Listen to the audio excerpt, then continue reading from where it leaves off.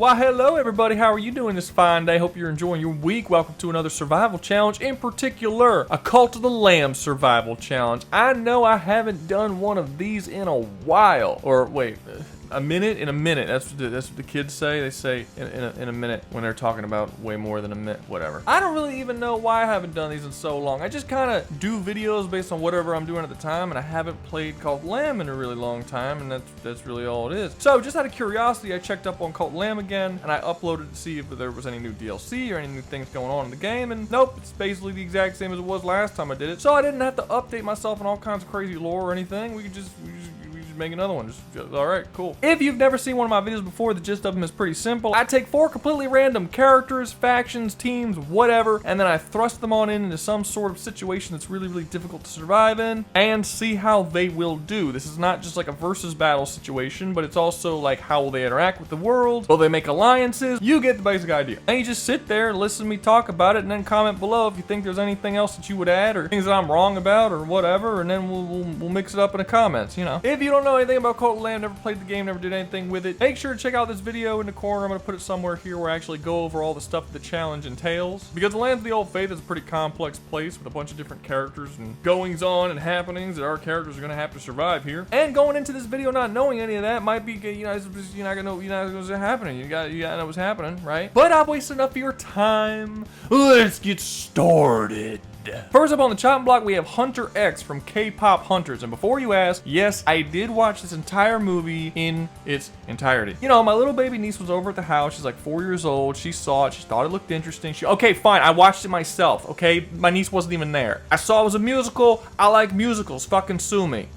I'm not gay. And yes, before you asked, I liked the movie, okay? I thought it was charming. I thought it was funny. Even though the musical numbers aren't really my style of music, I mean, I don't even know what K-pop is really. This movie was the first time I even heard anything that's K-pop, so it really just kind of seems like American pop with some rap infused in it. Again, not super my style, but I've always been in the mindset that you don't have to be a big fan of a particular genre of music to enjoy the song and just sort of be enthralled by the skill and talent of the people behind making the song, and there ain't no doubt in this movie these bitches can sing. One of the things I really like about musicals is that they can take any kind of scene that's supposed to draw some sort of emotion out of you, and they enhance the emotions that can be like an epic scene that is then turned into this massive musical number becomes more epic, right? A sad scene that then has super sad music in it makes that scene even sadder. That's just kind of how it works. Musicals are really good at this, and this movie isn't an exception there. I think it's a good movie, okay? Don't go judging. I like the movie. It even has a pretty good message for kids. Like, I'm really sick of watching all these movies for kids or shows for kids where the message is just fucking garbage. It's just arrogance and vanity and just, oh, you're perfect no matter what you are or anything you do, and it's the world's job to accept you. And it's not your job in any way to conform to reality or try and change yourself to become a better person. You're just this perfect, beautiful, amazing. I fucking hate these stories. I hate them so much. It's like in every goddamn kids movie. The whole world has to change all of its ways to follow the opinions of a fucking teenager. I'm so sick of it. It's in fucking everything. And it's not even a new phenomenon. This shit's been going on forever. Yeah, you can see it in things like Moana, but it's been going on since like the 80s and 90s. I mean, the fucking Little Mermaid had the exact same issue. She's a horrible, bratty little girl who does not follow the rules impeded on her by her father, whose rules are totally reasonable, by the way, and then she just completely goes against them, and the world rewards her for it. No, I can't fucking stand it. This movie actually has a pretty good message about shame and the things that you do that are wrong and not okay, and how it's not the end of you and it's something that you need to learn to accept, but also move on from and become a better person afterwards. Like, all the characters in the show have different flaws and insecurities that they're trying to hide from the people around them, and throughout the movie they slowly learn to not hide those insecurities and flaws and instead accept them and sort of move on from them. This is something that a lot of modern kids movies also do. They do the acceptance part, but then there's also like this really bad message that's tied to it where it's like you accept it, but then you like have pride in it and like your flaw is a good thing, and it's sort of this egotistical, narcissistic idea. Whereas this film doesn't do that. They do the acceptance part, but they never try to claim that all those flaws and insecurities and negative shit is good. It's still bad and you should still try and grow from it and move past it, but that hiding it from the world and pretending that it's not there is not helpful either. This is all good stuff. If I had to choose between watching this with my niece and watching what she likes to watch, which is that fucking Spirit, you know, with the fucking fucking horse movie with Matt Damon. They made like a show of it years later. It's currently on Netflix and it's fucking garbage. Like I walked in the room the other day when she was watching it, and the whole episode that she was watching was about how the girl who owns the horse spirit, there's a race and girls aren't allowed to race. It's only men are allowed to race. So she has to pretend to be a dude by wearing a fake mustache and going into the race, beating all of them at the race to prove to an entire town of, I guess, sexist dudes that women can ride horses too. What world are they living in where women can't ride horses? Women ride horses all the time. Like, what the fuck is, like, and then after she won, she was immediately disqualified for being a woman, and they just gave it to the second place dude. And the whole episode just furthered this idea that, like, women, it doesn't matter how good they do or what, like, everything's just shitty for them all. Like, the fuck? They have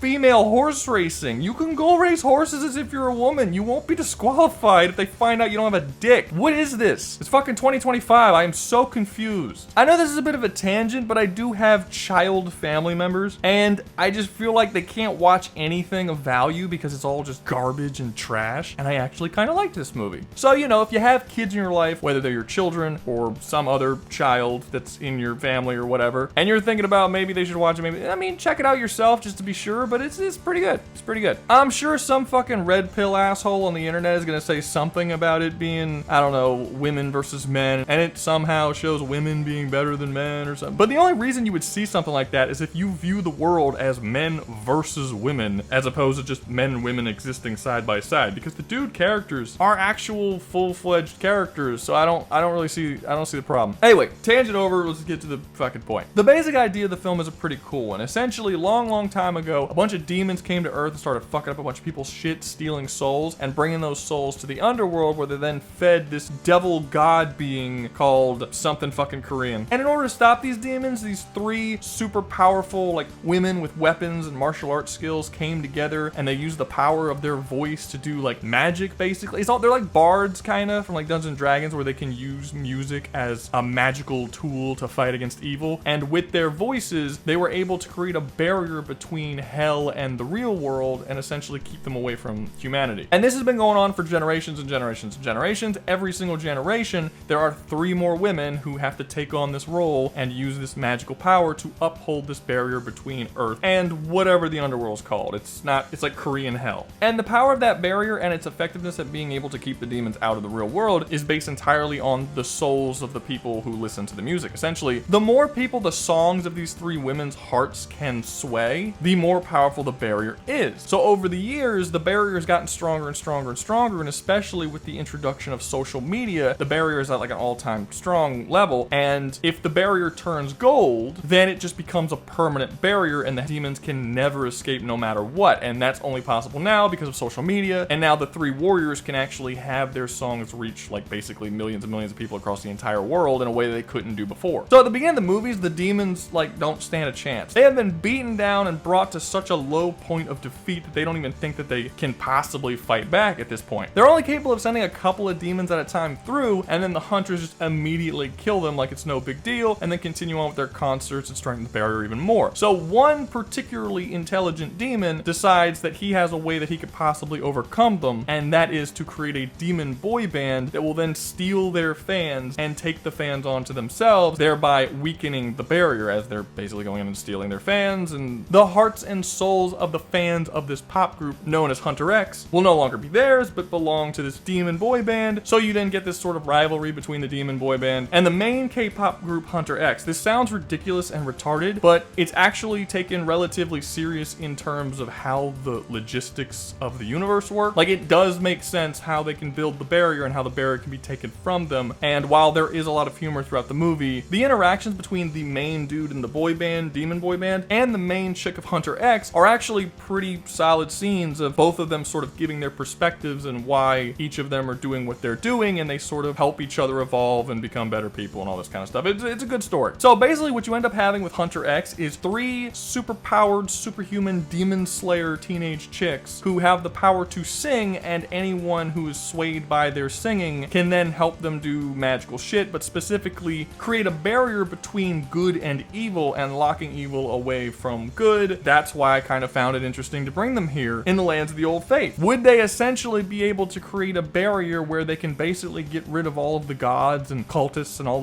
those evil people just by swaying enough people to their side with their music. Now, normally in these challenges, things like sealing and stuff like that doesn't usually work because characters like the lamb and the goat in Cult of the Lamb have shown the ability to travel between dimensions and break through barriers, including prison dimensions, on several occasions. However, the demons in Kpop hunters can do the exact same thing. Hell, or the, Korean hell, is in a separate universe and it is locked off. And they are shown being capable of breaking through even the barrier that Hunter X creates for them, depending on how strong the barrier is. Even if it's at its most strong, like right before it hits that golden point, you still have some demons able to get through at the time. It would just be interesting to see, could this K-pop group of teenage girls basically circumvent having to deal with any of the crazy cultists and shit just by singing? They don't even really need to fight all that much. They just have to sing, sway enough people to create a barrier that's strong enough to essentially seal every evil being on the island. While I think it's an interesting question, and it's the reason why I brought this up, that and because I saw this movie like 2 hours ago, and it's fresh in my mind, I don't actually think it would work. And the main reason for that is social media doesn't exist in the Cult of the Lamb universe. Not as far as we're aware. We don't see any technology even close to that level. So basically, they would be able to create a barrier, but they wouldn't be able to create a strong barrier, at least not to the level that it is by the end of K-pop hunters. In the movie, we see a flashback where 3 of these warriors start singing and they sway an entire town of people. And with just that town, they're able to make a barrier and trap the demons underneath. But that doesn't stop the demons permanently. In order to stop the demons permanently, you have to sway literally tens, if not hundreds of millions of people to your side. And there's just really no way for these 3 chicks by themselves, without something like social media or internet or anything like that, getting their message out there, that they would be able to create a barrier strong enough to keep someone like the lamb or the goat under that barrier, or really any of the bishops. And honestly, while the 3 warrior chicks are really powerful in their own universe, they're not that powerful in Cult of the Lamb. You have characters in Cult of the Lamb who can move so fast that you can't see them moving. There are characters that can grow to be taller than mountain ranges. There are characters that could spread island-wide plagues and mind control entire populations. In fact, the whole thing about you get empowered by your number of fans, that's the exact same way that the Lamb and all of the bishops in Cult of the Lamb work. They are empowered by devotion and the devotion that their followers have for them. And most, if not all of them, are being mind controlled. While it is true that Hunter X can sway people's hearts and minds with music, we never see them have to do it to people. And we do see them do that to an entire stadium of people who are currently being mind controlled by a demon. They'd have to do that to the entire population of the whole island in order to possibly do that. And I just don't see it happening, especially considering that all of the gods who could do the exact same thing but on a much larger scale are just significantly more powerful than they are.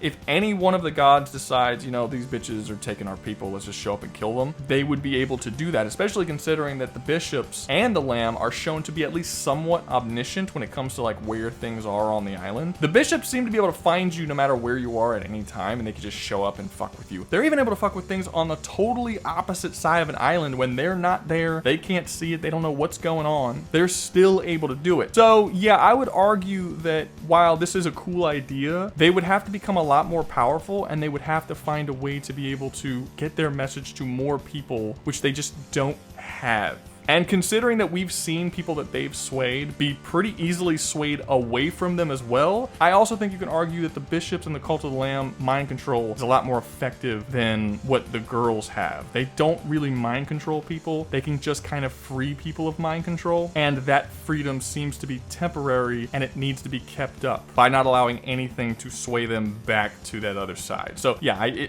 they're not going to win, but it is a cool idea that if they could somehow get their music out there to everyone on the island, they could actually sway everyone and possibly make a barrier that locks all of the fucking bad guys just away permanently. It'd be pretty cool, but they would need to introduce some sort of social media, some kind of fast way of getting that information out there. Also, I'm aware the name of the band is not Hunter X, it's Huntrix. I just like messing with the people who watch a little bit of the video and then go down and feel the need to correct every little thing I say in the comment section, trying to be all smart. So to those people, how do you feel now? Feeling kind of foolish, aren't you?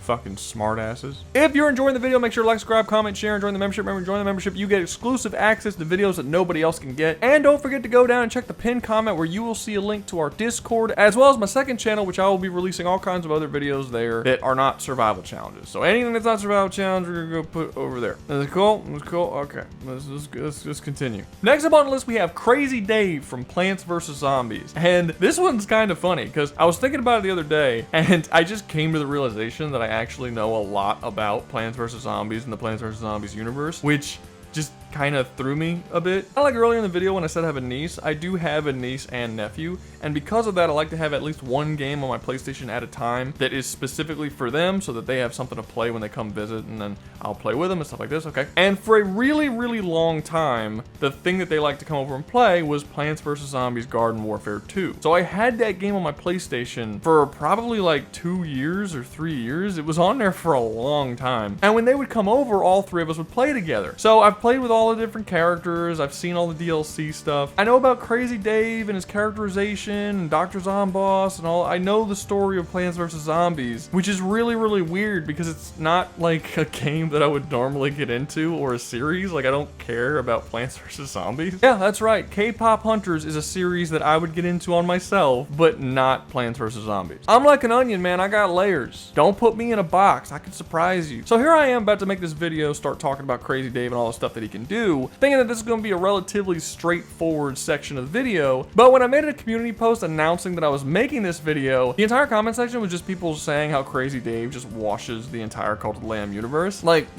what? Have y'all played the game? Okay, so using my surprisingly vast knowledge of the Plants vs. Zombie universe, I can kind of understand why some people would think maybe he could do this good, but you would have to completely throw aside all good sense in order to come to that conclusion. There are a lot of over-the-top, crazy, wacky statements in the game that show unbelievably ridiculous power levels. Like, for instance, Cosmic Brain just straight up stating that he benches whole planets, or the Gnome King, whatever his name is, saying things like he can pull time and space out of his pocket, or Crazy Dave having a time machine and being able to go back in time and alter all of history. This is all stuff that you would think would make this universe just like insanely overpowered and would instantly like just throttle the fuck out of Cult of the Lamb. So let me just say, I get it, okay? I get where you're coming from for the most part. The problem is that the people who make these claims didn't really think it through all the way, and I think they're taking a lot of this stuff a little bit too seriously. If you look at the games and the comics and everything else, it's very clear that these statements are not true. A lot of these statements are ridiculous and over the top, almost as satire of ridiculous and over the top statements. And when we actually see the story unfold, all of these statements are very clearly not true. Like, there's an entire storyline based around something called a boom boom mushroom, which is basically a mushroom that can explode in a nuclear blast. Crazy Dave spends an entire storyline trying to find this so he can destroy the zombie kingdom that Dr. Zomboss has. This is said to be the strongest plant in the Plants vs. Zombie universe in this little 3-issue comic run. And it's something that everyone in the story is fighting to get, because whoever does get it can turn the tide of the war between the plants and the zombies. Eventually a bunch of stuff happens and they no longer have the boom boom mushroom. Crazy Dave does get inspired by the boom boom mushroom and eventually makes the Doom mushroom, which is basically a similar thing that's like small nuclear explosions or whatever. But if that's like the strongest plant thing that exists in the entire Plants vs. Zombie universe, so much so that Dr. Zomboss and Crazy Dave are fighting to get it to turn the tide of the war, then how are you going to say that some of these characters can blow up stars and alter all of time and space and do all of this crazy stuff when just a mushroom that has a nuclear explosion was like the biggest, most crazy shit ever that any of these characters have ever seen? You would just have to ignore that entire storyline and like pretend that's not the case, right? I mean, all they had to do in that storyline was to destroy a couple of pillars. Basically, underground, Dr. Zomboss built a kingdom. In this kingdom, he was building this massive army that was then going to rise up and attack Neighborhoodville or whatever it's called up on the surface. And in order to destroy this whole kingdom and wipe out this army, they had to destroy this big ass pillar that was keeping the ceiling up. The entire storyline is about Crazy Dave trying to get the boom boom mushroom because nothing else he has, none of his other plants, none of the crazy weapons and awesome all powerful powerful shit that people claim that he has was capable of destroying this pillar. Both Dr. Zomboss and Crazy Dave spent 3 issues of a comic book trying to find this legendary mushroom to do this. So how could people possibly say shit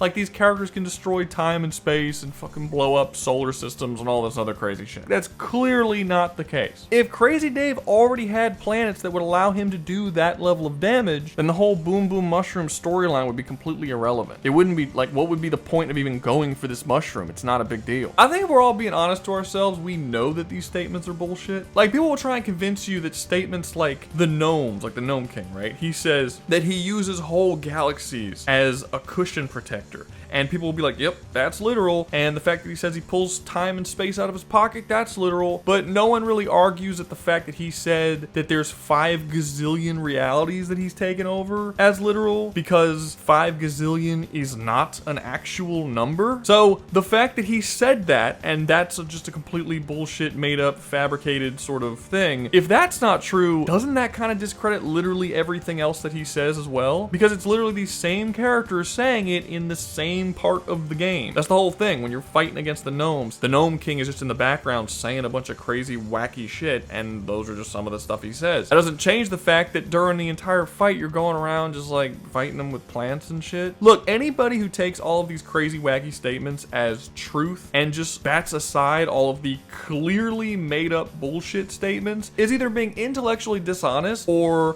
read these statements on a wiki and don't have a wider context of how they're said or when, or really context of the humor of the game as a whole. I feel like people are gonna probably bring up the point that there's black hole shit in it. Like Cosmic Brain, another thing he can do, has these punches where he can cover his fist in a black hole and hit people, and then they get like teleported to another, you know, they get like sucked up in the black hole and they're gone, right? And people are gonna say, okay, well, it's a black hole that's the size of his fist, so we're gonna calculate based on mathematics that's all theoretical because no human being on Earth has ever actually been able to directly study a black hole because we've only been able to see it from literally thousands of millions of light years away. So all this shit is just guesswork for the most part. But let's ignore that for a second and just say that all that's true, and like the science behind black holes is all true. The Plants vs. Zombie creators clearly don't care about how strong a real black hole is. Theoretically, it would only take a black hole the size of a dime to destroy our entire planet. It would not be able to exist on the surface of our Earth, and our Earth still be able to survive. But in fictional universes like Plants vs. Zombies, you can have a black hole appear the size of a fist that only sucks up one character and doesn't immediately kill everyone in the battlefield, because again, the developers don't care about how strong a black hole really is. I've talked about this quite a few times, but when people talk about the power levels of universes, anytime a black hole comes up in any way, they automatically give it like cosmic levels of power, even if that series is clearly not making their series cosmic levels of power. I mean, Ratchet from Ratchet & Clank is capable of creating black holes with guns. Commander Shepard from Mass Effect has a black hole gun. It's a heavy gun in Mass Effect 3. It's a much bigger black hole than the one we see in Plants vs. Zombies, so are we just going to assume that that black hole could like destroy an entire solar system or some shit? Like,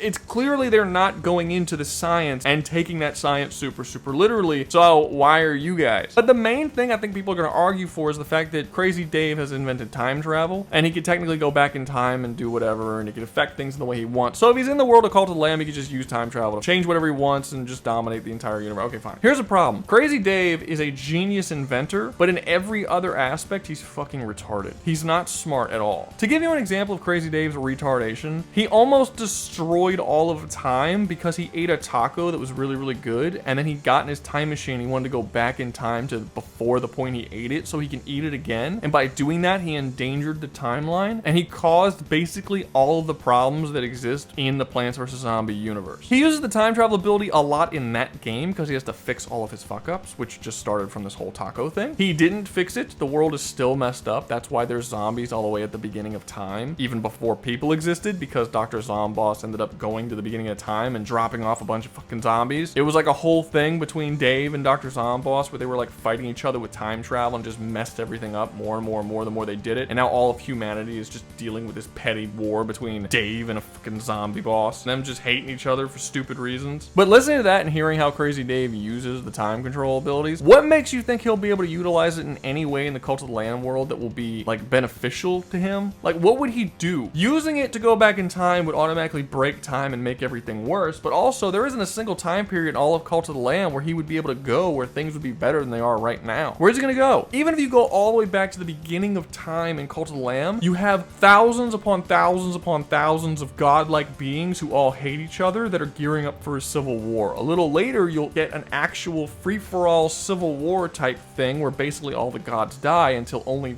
5 are left. Then you have an uprising where 4 of those gods turn on the one god and imprison him. Then you have a rule of 4 gods just creating all of these crazy blood sacrificial cannibal cults and just ruling over this island with an iron fist. Then the Lamb comes, kills them all, and becomes ultimate powerful, the one god that rules over this entire island. So at what point is Dave gonna go where it's not gonna be shitty for him, where he's not gonna have to deal with a bunch of crazy cannibalistic blood cults and the gods that rule them? Almost nowhere. There's nowhere he can go. You also the fact that time control probably wouldn't fix anything, given that we know from the comic books the Lamb is actually destined to come into power, become a god, and kill all of the other gods, as the cards that the bird dude, whose name I'm forgetting at the top of my head, in the game seems like are capable of predicting the future. Comics actually tell us he's not predicting the future, he's actually dictating them. And since he already dictated that the Lamb will eventually go on to kill the gods and become in control of everything, no amount of time travel Dave has is going to undo that, because he doesn't have any sort of ability that can fight against fate manipulation. It doesn't matter what he changes, the Lamb will still get to the point that he already is. So the time travel stuff just won't be helpful, and Dave would never use it because last time he used it, he nearly broke all of time. The only thing that leaves for Crazy Dave to do is his plant shit, and none of his plant shit has any hacks that would be able to do anything to any of the stronger beings in the universe. They're not as powerful as the statements say that they are, and even if they were that powerful, you can't kill the gods with just physical attacks. You have to have some kind of ability to keep them down, because they all are capable of resurrecting, and they have crazy hacks like soul ripping, mind control, and all this other stuff. And you can't even say like the plants that Crazy Dave creates can't be mind controlled, because there are fungus people that exist in Cult of the Lamb, and they can be mind controlled by the Lamb and other characters. So even if Crazy Dave makes a bunch of crazy plant monsters to then send out to defend himself and fight against all of the different people in the Cult of the Lamb universe, all of the gods would be able to mind, even some of the non-gods would be able to mind fuck them. Like Sozo, for instance. Sozo's not a god. He's just like this weird cordyceps fungus thing that controls people's minds, and he is shown using psychedelic drugs as well as his fungus cordyceps ability to take over the minds of fungus beings who just are living fungus. So what is stopping Sozo from taking control of all of the different plant creatures that Crazy Dave creates? All in all, do I actually think that Crazy Dave's gonna die or become indoctrinated or something? No, he's more powerful than your usual average bullshit cultist that gets controlled. I think he's going to more so be one of those dudes who are just kind of living on the island and not really bothered by the gods because he has some kind of value. I mean, the fact that he's not entirely a good guy will actually really help him out here. And we know that because in the first Plants vs. Zombies, you play as Dave's neighbor, and instead of Dave just helping you out of the kindness of his heart because your property is being invaded by zombies and it has nothing to really do with you, Dave is the one who pissed off Zomboss and got his neighbor invaded in the first place, he still refused to actually help you in defending your property and decided to take advantage of you by selling you the seeds of the plants that he created so that you could protect your home, as opposed to just giving them to you or helping you defend it yourself. If Dave does something similar here in the Cult of the Lamb universe and then like sets up a shop where he sells these special seeds that grow crazy monster plant creatures that can then defend and fight and stuff, I mean, that's useful. I would see the Lamb not doing anything to Dave because he can literally build an army of giant plant monsters. All the cults can just build an army of giant plant monsters to which can serve them and prolong this massive war that's going on between all the different cults. Like, I just see him as being way too useful for them to kill, and also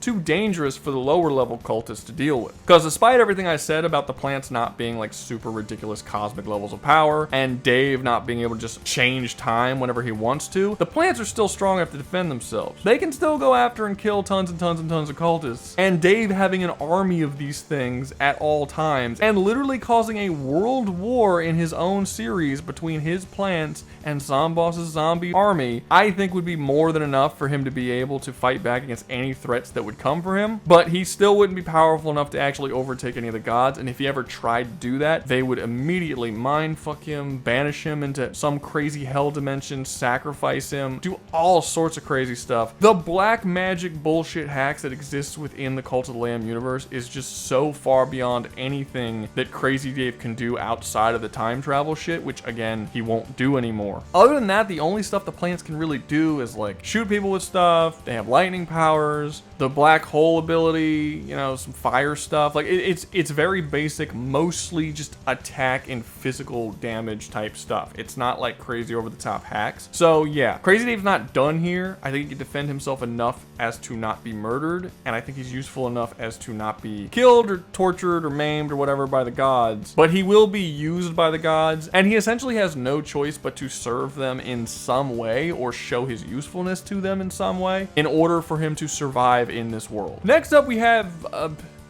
vampires, I guess, from This is an annoying thing that I don't like. I don't like it when a RPG series does not name their main character. Like, I get that you're creating a character and that you can name them, but they still need like an official title that you call them, you know? Like how you can name the playable character in Elden Ring, but he's still known as the Tarnished, or how you can name him in Skyrim, but he's still known as the Dovahkiin. Yeah, they need something like that in every single RPG. I think it's weird when they just don't have a name. I can't refer to this character as anything. It's the vampire from V Rising. I have to say that every single time I want to talk about him. Just give him a name. I don't care what it is. Literally anything. Just make it a unique enough name so that I can say it so that people know what I'm talking about, and I don't have to keep saying the title of the game that he's from. I can just say the name and you know that he's from that thing because that's his name. Like, come on, seriously. I've already made a video covering this entire character at length, so I'm just gonna link up, you know, up here in the corner somewhere, and you can go there if you want like a rundown of everything that this dude can do. Just know that he's basically a character who's a master of a bunch of different schools of magic, like blood magic and unholy magic, which is basically like necromancy and chaos magic and illusion magic and all these different types of magics, as well as having the ability that any person whose blood he sucks, he acquires their physical abilities as well as knowledge. This, for obvious reasons, makes him really overpowered in basically any universe he goes in, as he can just go around constantly sucking blood from people and getting stronger and stronger and stronger, as well as mastering whatever universe he's in more and more and more, because he's also picking up the knowledge as well as the physical skills. And surprisingly, despite the fact that he's a created character who doesn't speak, we actually know a lot about his characterization as well, given that no matter how you create your character, how you play the game, how you spec him, he has the exact same goal regardless. If you play through this game, your goal is the same. You want to get stronger, increase your power, increase your influence throughout the land. You're an authoritarian conqueror, basically, who wants to take over the entire island that this story of the game takes place on. So what would happen if you were to take a character like this, who's a master of different forms of magic, as well as being able to steal and copy knowledge and physical skills, and also has this conquering nature, and throw his ass into the Cult of the Lamb universe? How would that go? It's gonna go really, really bad. Honestly, I probably should have put this character before Crazy Dave. He's in front of Crazy Dave because he's more powerful, and he'll probably be more of a challenge to a lot of the higher ups. Whereas Crazy Dave, I think he'll be more or less left alone, and the weaker people who attack him just won't be able to overcome him. The vampire from V Rising actually will purposely put himself in the crosshairs of all of the most powerful people on the island, and he really doesn't have any way of overcoming them. Now, you could say that he'll just go around and sucking all their bloods, and then as he sucks more people's blood, he'll get stronger and more knowledgeable and learn more magics. He can learn the dark magics on the island by sucking people's blood. Yeah, that's all true. The problem is that the top echelon of power in the Cult of the Lamb universe is so far beyond the entire rest of the island all put together that it doesn't matter how many people's blood he sucks. He can suck the blood of 1,000,000 cultists if he wants to. It's not going to make him strong enough to take on a single bishop. And even if he does somehow overcome and kill a bishop, sucking its blood and stealing whatever power that he can, it won't do anything, because the source of the powers of characters like the bishop and the lamb and the goat and the render, all these characters, is not their biology or their knowledge. It's the crowns. The red crown, the blue crown, the purple crown, all these different crowns. That's what gives them their power. And if he can't wield a crown, which he won't be able to because the crown chooses its wearer, and they have all already chosen wearers, but also the crowns don't bleed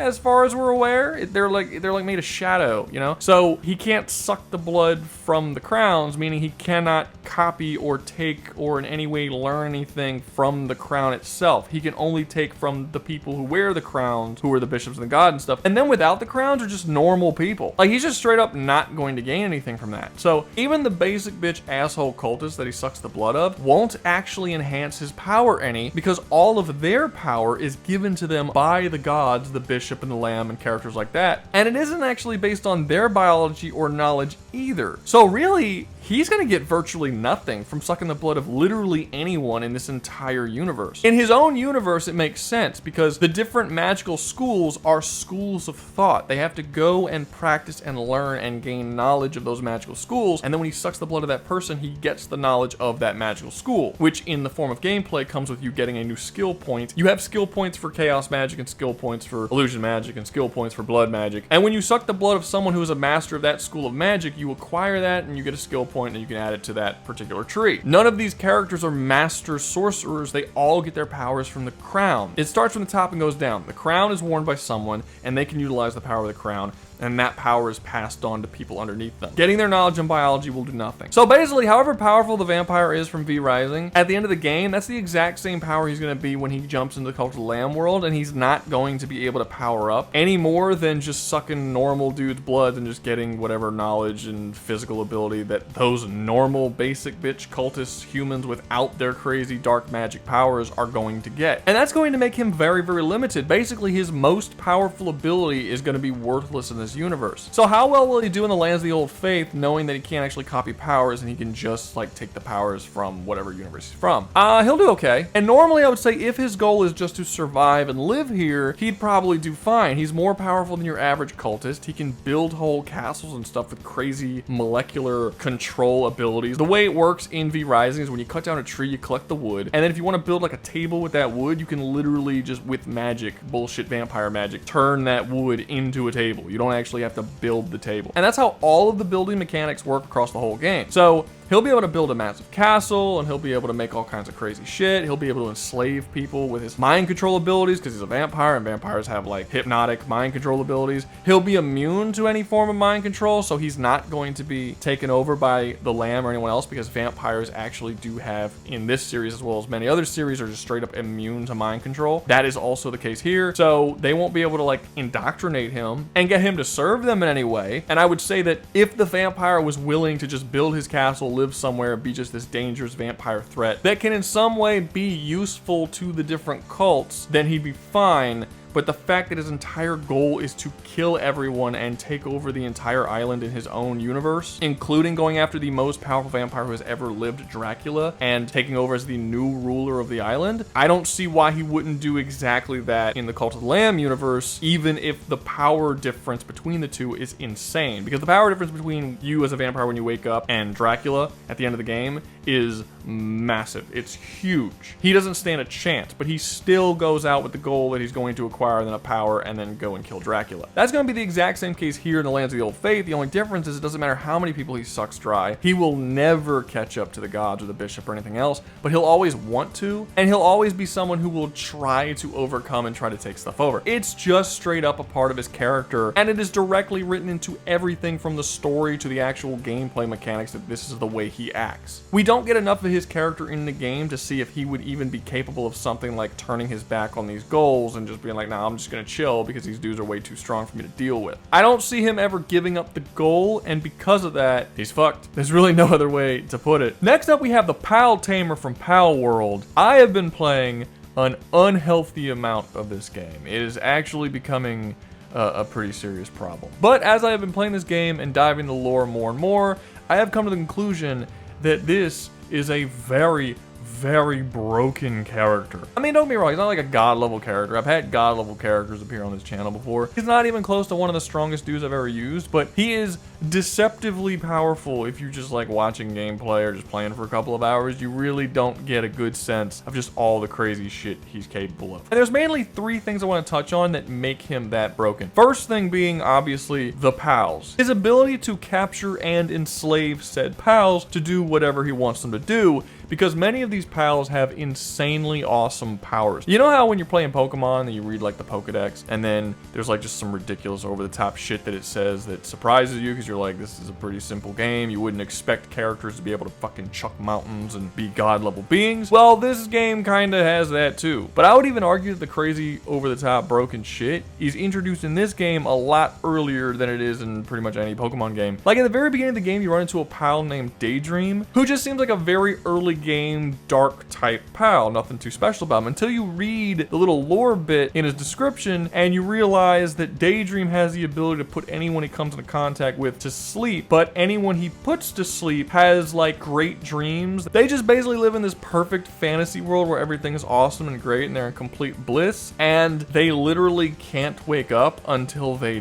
die. There's another pal that you will also come into contact with within like the first hour of the game called an alpaca, where it basically has a bunch of wind attacks where it just like kicks its feet and then shoots wind at people. But then when you read its character description, same crazy shit. In that description, it legitimately says that its kicks are hypersonic in speed, and those hypersonic kicks hit so hard that it splits the fucking air, and that's what causes the little air blast that you see. So basically, right at the start of this game, the Pal Tamer, from the moment he arrives to the island, because again, these are starter pals, right when you get there, he is capable of fighting against creatures who can instantly put you in an eternal sleep, as well as fighting pals who have hypersonic speed level kicks. And he's capable of dealing with both of these like they're no trouble at all. The hypersonic kicks barely do anything to him, and Malpacas are very easy to beat and catch. And as the game goes on, he catches more and more and more pals and just gets this massive assortment of crazy powers and abilities that he can utilize, and basically just builds an entire army of these motherfuckers. Like, it starts to get to the point in the late game where you're catching the legendaries, where it gets in descriptions that they are literally apocalyptic threats or characters that could just cause massive blizzards that cover the entirety of the Palpagos Islands, and just a bunch of other crazy god level shit, and all of it can be utilized by this character. The second thing that makes him stupidly overpowered is just his physical abilities. The thing is, when you're playing a game that very heavily reminds you of Pokemon, that like the pals is where all the strength comes in, and that the dude himself would not be all that impressive, but no, this dude's pretty fucking impressive. From right out the gate when he arrives at the Palpagos Islands, he has the physical strength in order to lift literally any pal that he comes into contact with over his head with one arm. Now that doesn't mean all that much when you're lifting up like a lamb ball, although I would argue that that would still take quite a bit of strength to do with one arm. But when you start doing that to things like a mammarist, which is literally a mammoth and a forest fused together that is easily 5 or 6 tons, that starts to get pretty damn impressive. This dude is stupidly strong. And this is without any sort of enhancements or power armor or anything to enhance his strength beyond what it is from the very start when he washes up on the Palpagos Islands wearing nothing but a loincloth. And from that point on, he just continues to increase in strength. This means that this is yet another character that I can add to my long list of characters I have that would fuck up a Warhammer 40k Space Marine. You know, it's getting to a point that I should just make a whole video where I just talk about all the people who could whoop a Space Marine's ass, because that list is getting obnoxiously long. But yeah,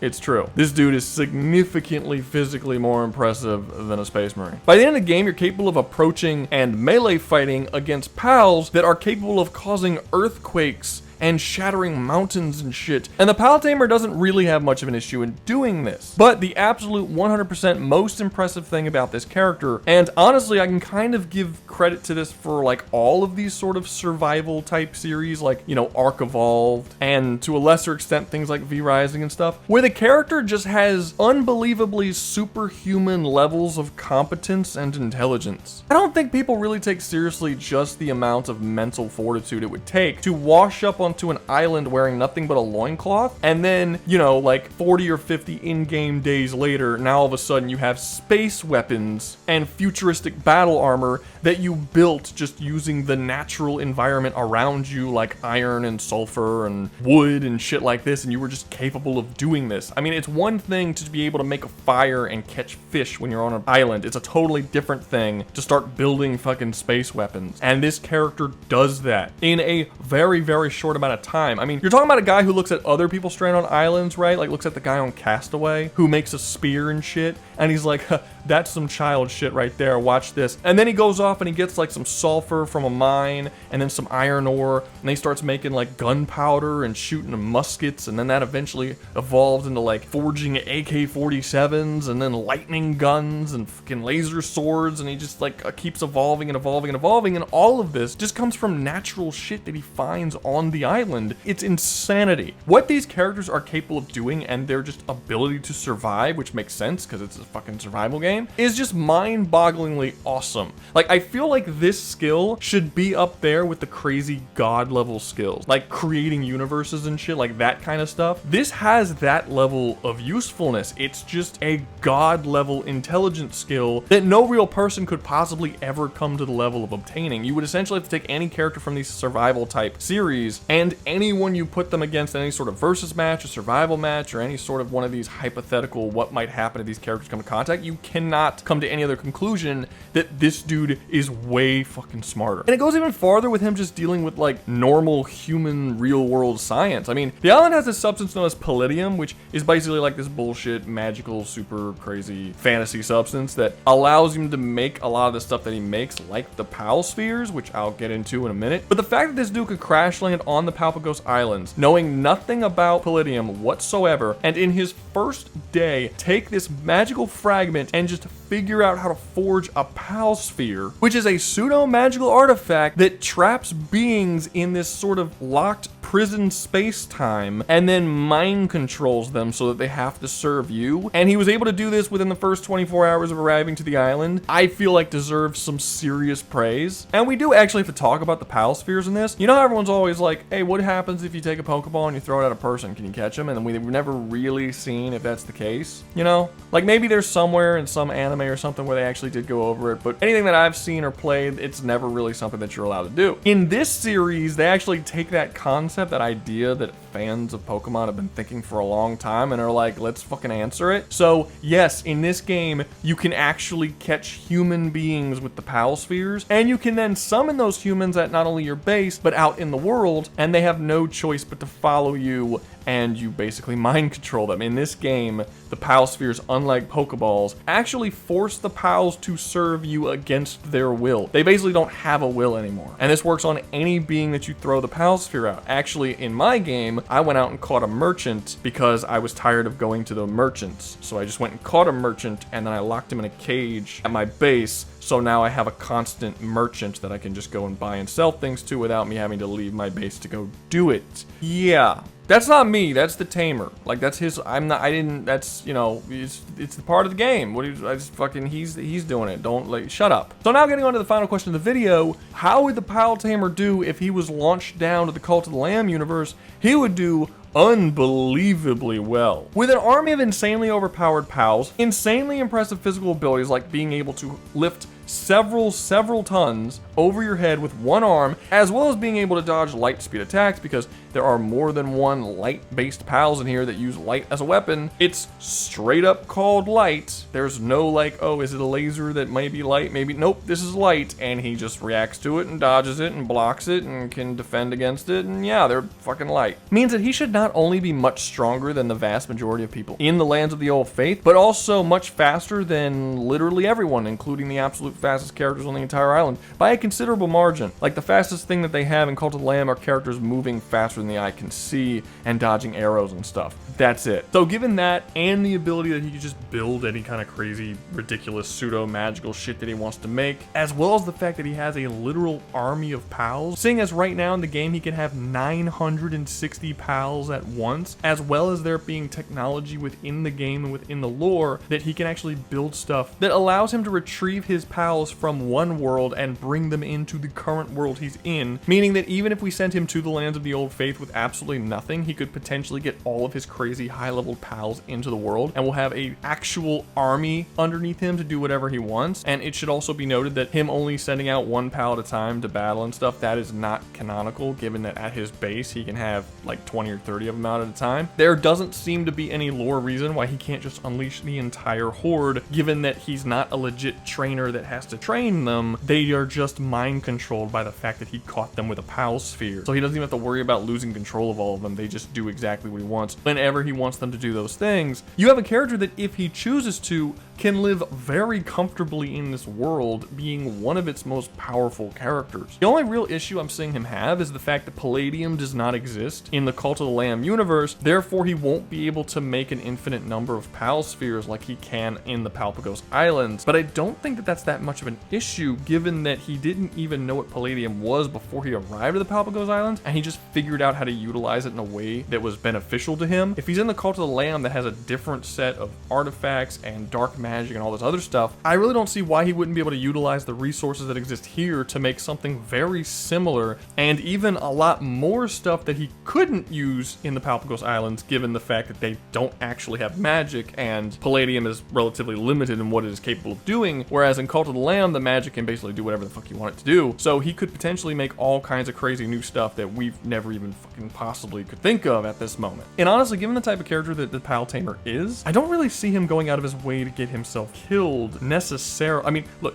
he is an adventurer, so he is going to go out there and he is going to get attacked by lots and lots of cultists, but as I've already said, he's more than powerful enough to deal with those cultists. What I don't really see him doing is specifically going after the gods of the island, if he doesn't have a legitimately good reason to do so. However, if he does go up against the gods of the island, is it possible that the Pal sphere, specifically the absolute most powerful of the Pal spheres, because there are different ones, the weaker ones don't work on certain people, and as you level up and get better and better Pal spheres, you can catch higher level and more powerful beings. Could the absolute strongest Pal spheres be strong enough to catch one of the gods, lock them in this other world, and also mind control them? We don't know. We do know that characters like the bishops and the lamb, the goat, do have resistances to mind control and do have resistances to being locked in other dimensions. However, so do the pals, and the Pal Tamer is eventually capable of making Pal spheres that do have a really high % chance of actually catching them. So theoretically, given enough time, he could possibly forge something that is good enough to actually catch the bishops and mind control them,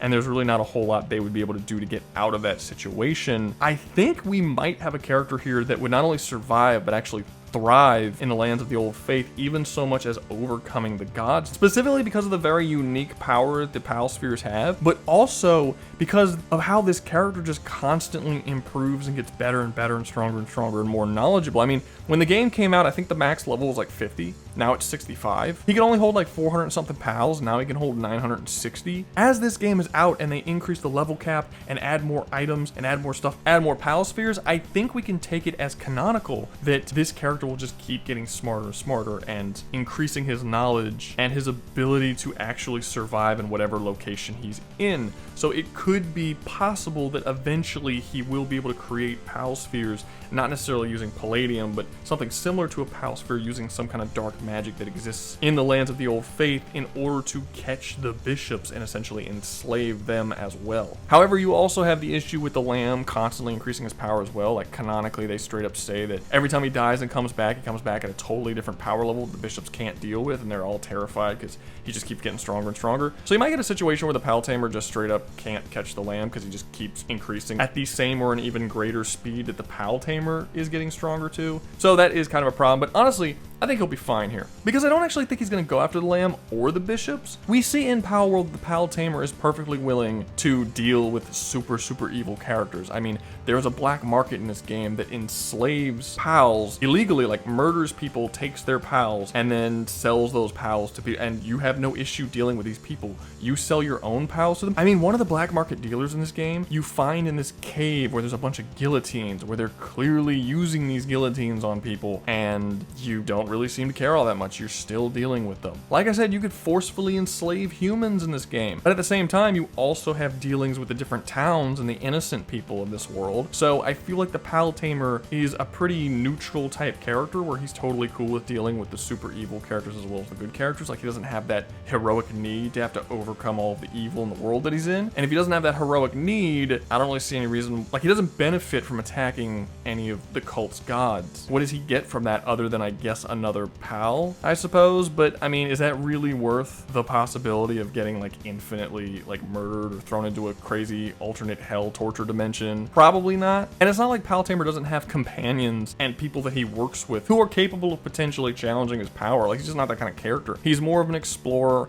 and a survivor, and not necessarily this conquering force that just wants to overcome and kill everyone. So yeah, I think he'll survive just fine, and he'll make the world a whole lot more interesting being in here. That's for damn sure. But that's gonna be all for me today. I hope you enjoyed the video. If you did, make sure to like, subscribe, comment, share, and join the membership. Remember, join the membership. You get exclusive access to videos that no one else can get. And always remember, y'all stay safe out there, you hear?